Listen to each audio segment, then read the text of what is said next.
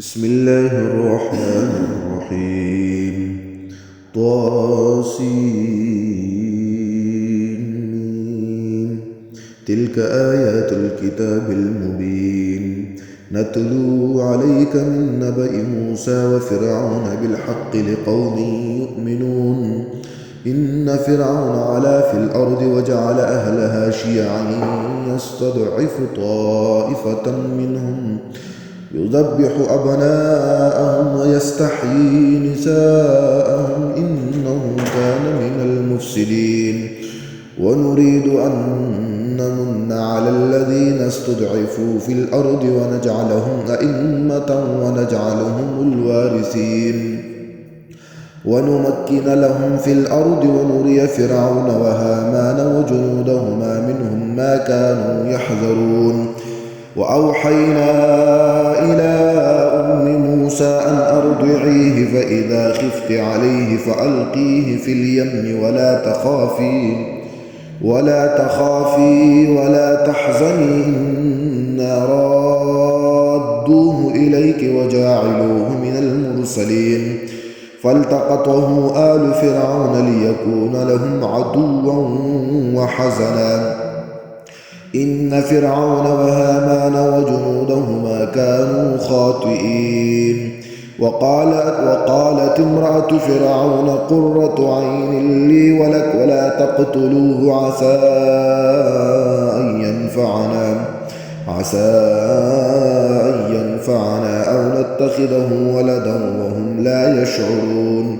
وأصبح فؤاد أم موسى فارغا إن كادت لتبدي به لولا أن ربطنا على قلبها لتكونا من المؤمنين.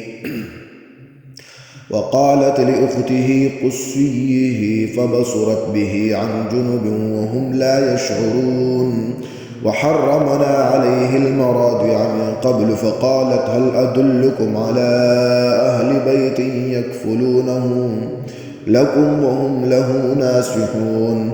فرددناه إلى أمه كي تقر عينها ولا تحزن ولتعلم أن وعد الله حق ولكن أكثرهم لا يعلمون.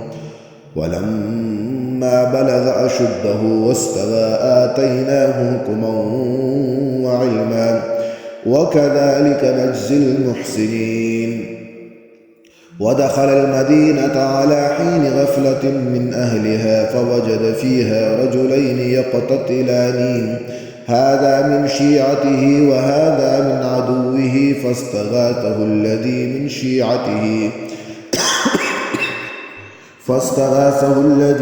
شيعته على الذي من عدوه فوكزه موسى فقضى عليه قال هذا من عمل الشيطان إنه عدو مضل مبين. قال رب إني ظلمت نفسي فاغفر لي فغفر له إنه هو الغفور الرحيم. قال رب بما أنعمت علي فلن أكون ظهيرا للمجرمين. فأصبح في المدينة خائفا يترقب فإذا الذي استنصره بالأمس يستصرخه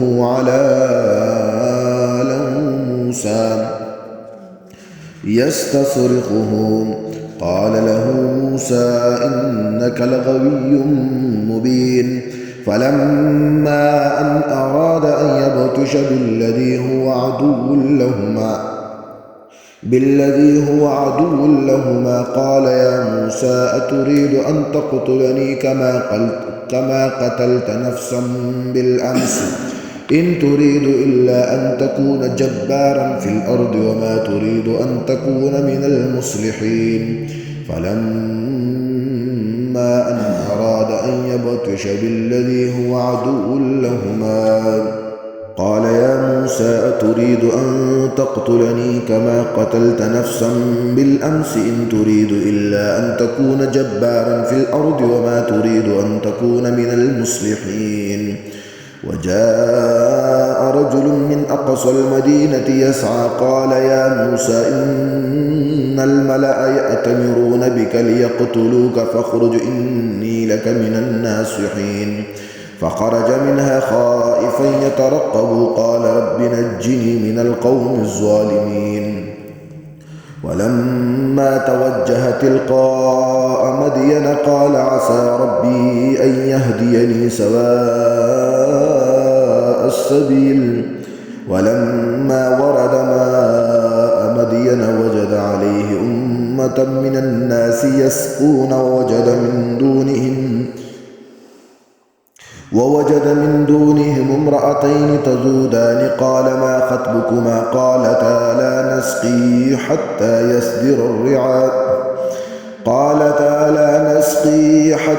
يصدر الرعاء وأبونا شيخ كبير. فسقى لهما ثم تولى إلى الظل فقال ربي إني لما أنزلت إلي من خير فقير. فجاءته إحداهما تمشي على استحياء قالت إن أبي يدعوك ليجزيك أجر ما سقيت لنا. فلما جاءه وقص عليه القصص قال لا تخف نجوت من القوم الظالمين. قالت إحداهما يا أبت استأجره إن خير من استأجرت القوي الأمين. قال إني أريد أن أنكحك إحدى ابنتي هاتين على أن تأجرني 8 حجج فإن أتممت 10 فمن عندك وما أريد أن أشق عليك ستجدني إن شاء الله من الصالحين. قال ذلك بيني وبينك أيما الأجلين قضيت فلا عدوان علي والله على ما نقول وكيل.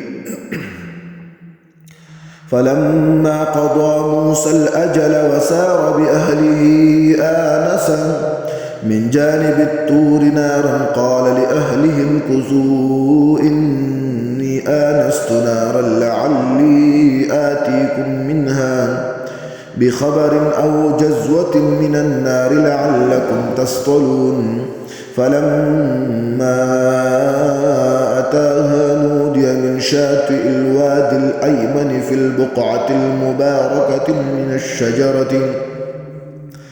الشجرة أن يا موسى إني أنا الله رب العالمين وأن ألقي عصاك. فلما رآها تهتز كأنها جان ولا مدبرا ولم يعقب.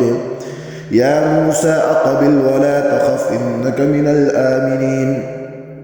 أسلك يدك في جيبك تخرج بيضاء من غير سوء واضمم إليك جناحك من الرهب فذلك برهانان من ربك إلى فرعون وملئه إنهم كانوا قوما فاسقين.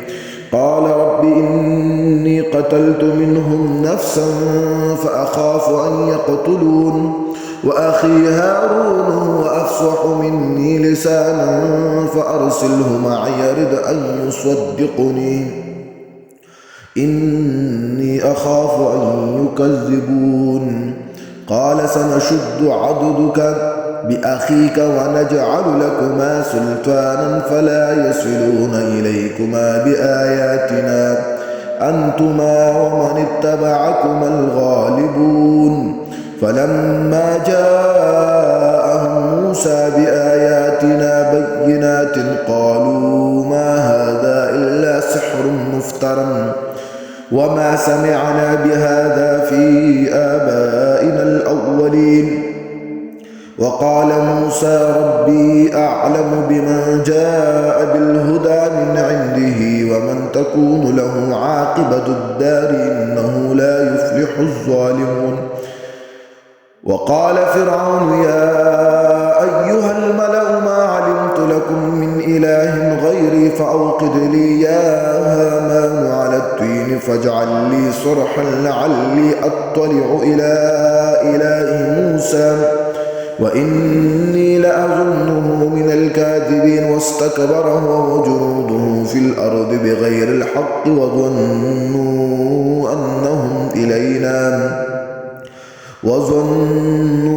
أنهم إلينا لا يرجعون فأخذناه وجنوده فنبذناه في اليم فانظر كيف كان عاقبة الظالمين وجعلناهم أئمة يدعون إلى النار ويوم القيامة لا ينصرون وأتبعناهم في هذه الدنيا لعنة ويوم القيامة هم من المقبوحين.